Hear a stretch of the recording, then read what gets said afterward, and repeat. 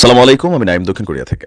ভারত, আচ্ছা ধরেন যদি বাংলাদেশ এই মুহূর্তে আমরা যেই এই মুহূর্তে যে জনগণ আছি তার বড় একটা অংশ, আমি ধরতে পারি প্রায় 40% প্লাস মানুষ, আর বেশি হবে তাই না, 60% হবে, যারা মনে করছে যে ভারতের সাথে সম্পর্ক আমাদের কোনো দরকার নাই, ইভেন প্রয়োজনে ভারতের সাথে যুদ্ধ করব। তো যুদ্ধ করতে গেলে একটা দেশ আরেকটা দেশের সাথে যে জিনিসগুলোর প্রয়োজন হয়, খুবই তিনটা জিনিস এখানে সবচেয়ে বেশি কানেক্টেড। নাম্বার হচ্ছে অর্থনীতি। একটা যুদ্ধ পরিচালনা করতে গেলে আপনার একটা বিশাল অঙ্কের টাকা খরচ। আপনি রাশিয়ার অবস্থা দেখেন, ইউক্রেনের অবস্থা দেখেন। ইউক্রেনকে সারা পৃথিবী থেকে অর্থনৈতিকভাবে, সামরিকভাবে সহযোগিতা করা হচ্ছে, কিন্তু তারপরে কি ইউক্রেন পারছে? তাদের অর্থনীতি কিন্তু একদম ধ্বংস হয়ে গেছে। রাশিয়ার মতন রাষ্ট্র এই যুদ্ধ চালাতে গিয়ে তাদের সামরিক যে ব্যয়টা সেখানে একটা কয়েক গুণ বৃদ্ধি পেয়েছে, আর সামরিক ব্যয়টা বাড়ানোর ফলে রাষ্ট্রের অন্যান্য যে ব্যয় সেখানে কিন্তু সংকট তৈরি হয়েছে।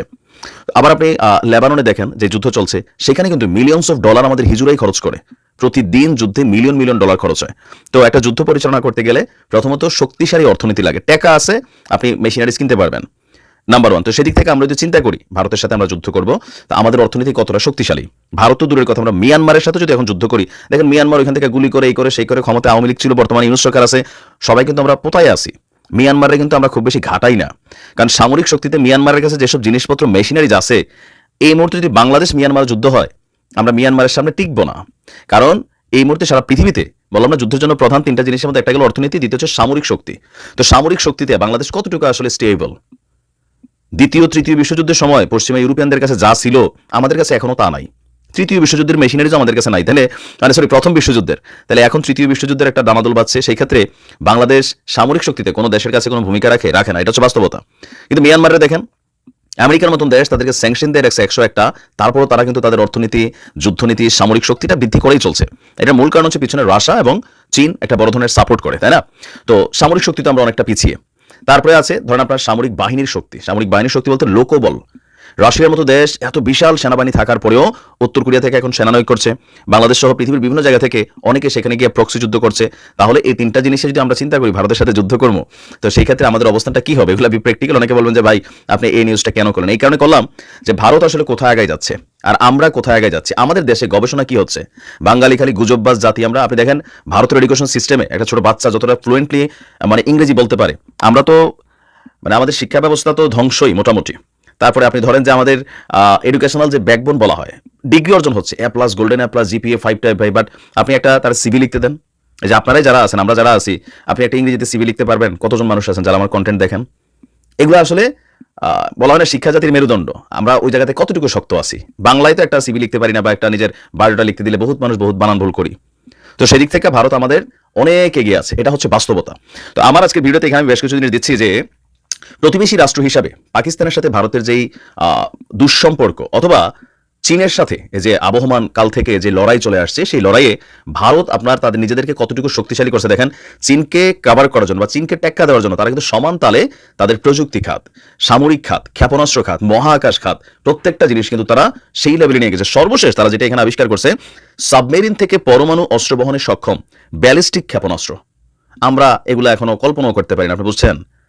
কখনো যদি ভারত বাংলাদেশ যুদ্ধ হয় 5 মিনিট লাগবে পুরো বাংলাদেশের দাবাই দিতে। এটা হচ্ছে বাস্তবতা, আপনি এটা অস্বীকার করার কোনো সুযোগ নেই। আমরা কি করতে হবে? পাকিস্তানের কাছে গিয়ে তেল মারতে হবে, আমেরিকার আব্বা ডাকতে হবে, চীনের নানা ডাকতে হবে। এটা হচ্ছে বাস্তব, কারণ আমাদের 53 বছরে এই সামরিক শক্তির এই লোকবল জাস্ট কিছু হয়তো বাড়ছে, তবে যেই লোকবলগুলো মিয়ানমার থেকে কম।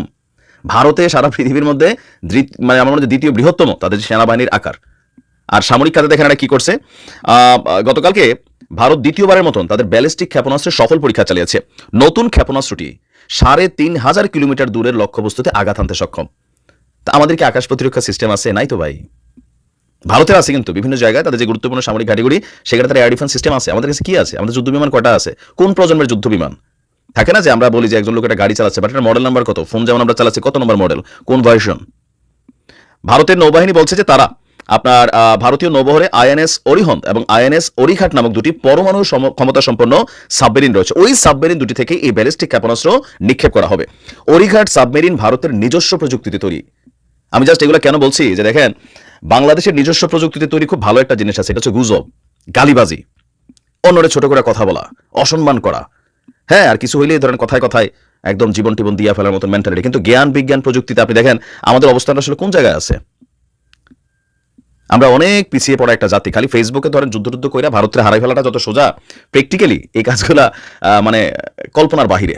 আপনার বুঝতে হবে। আপনি দেখেন যে উত্তর কোরিয়া পাগলা কিম জং উনের দেশ, আমেরিকার মতন রাষ্ট্র তারে মনে করলেন গন্ত হয়। কেন গন্ত হয়? পরমাণু নিয়ে খেলে। ইরানের মতন রাষ্ট্র সারা পৃথিবীর পশ্চিমাদের মানে রক্তচক্ষুকে ডিঙিয়ে তারা যে অবস্থানে আছে, টিকে আছে, অর্থনীতি সবকিছুর পিছনে কি দেখছেন? মেশিনারিজ আছে, বানাইয়া থুপ দিয়া রাখছে। তো সেই ক্ষেত্রে বাংলাদেশের জনগণের উচিত বা সিস্টেমটাতে সরকারের উচিত গবেষণা করা, গবেষণা খাতকে সমৃদ্ধ করা, প্রযুক্তি খাতকে আরো সমৃদ্ধ করা। মানে আমরা সারাদিন ফেসবুকে গালাগালি করি, ইয়াহুদিদের এটা এটা সেটা, তার মানে এখন ধরেন 4 দিন যদি ফেসবুক বাংলাদেশে বন্ধ করে দেয়, ফেসবুক, টিকটক, হোয়াটসঅ্যাপ, মানে আমরা কোন প্রযুক্তিটা বানাই রাখছি যেটা দিয়ে আমরা সোশ্যাল মিডিয়া চালাবো? আছে কিছু হাওলাইতে সিস্টেম ছাড়া? বাংলাদেশে একমাত্র দেশ, আমার কাছে মনে হয় মাঝে মাঝে আর কি, যে টাকা পয়সা ঠিকই আছে, কিন্তু আমরা গবেষণা খাতকে এত হালকাভাবে নিচ্ছি যে এখান থেকে ক্রিয়েটিভ জিনিস তৈরি হচ্ছে না। যারা মেধাবী পোলা পাইন, এরা স্কলারশিপে দেশের বাইরে চলে যাচ্ছে, ভালো বেতনে সেখানে তাদের মেধাকে বিক্রি করে দিচ্ছে। আর আমাদের দেশের সরকারগুলা কখনো এই মেধাবীরা আনে না। চোর বাটপার যেগুলোতে ধান্দা করা যায় এগুলোর আইনা মনে করলেন ডাইকা ডুকা চেয়ারের মধ্যে বসে, যে তাসকিমে খান পুরো রাষ্ট্র তারা ঠেল্লা ওয়াসা থেকে নামাইতে পারে নাই। তো এই সকল বাটপারদের যখন আইনা বসায়, তো রাষ্ট্রের উন্নতি কিভাবে হবে? আমি মনে করি ভারত বলেন, পাকিস্তান বলেন, যাদের সাথে কেউই স্টেবল কোনো মিত্র হয় না কূটনীতিতে। আজকে ভারতের সাথে খারাপ সম্পর্ক, কালকে ভালো হবে, আজকে মিয়ানমারের সাথে খারাপ, কালকে ভালো হবে, ভবিষ্যতে যুদ্ধ হতে পারে। তো সেটার জন্য আমাদের প্রস্তুতি কি? মুখে মুখে খালি আপনি লাভ দিয়া মানে একদম রাস্তা নেমে জিহাদ করে ফেলবেন, দুম দিয়া ফেলবেন, এই রাস্তায় পড়ে থাকবেন, ওই একটা মারবো ভারত থেকে 3500 কিলোমিটার দূরে পুরো একটা ডিস্ট্রিক্ট ডাবাই ফেলবো, আর বৈশ্য মাইক দিয়ে গালাগালি করা ছাড়া সীমান্তের উপর আর কিচ্ছু পাঠানো যাবে না। সো আমাদের সরকারে যিনিই থাকেন, যারাই আসেন, এই সেক্টরগুলোকে ডেভেলপ করা দরকার। লড়াই হোক আর না হোক, নিজেদের প্রোটেকশন, নিজেদের কাছে মেরুদণ্ডটা সোজা করতে গেলে এগুলো জরুরি। দেখা যাক কোন সরকারের ঘুম ভাঙে। ভালো থাকেন, আসসালামু আলাইকুম।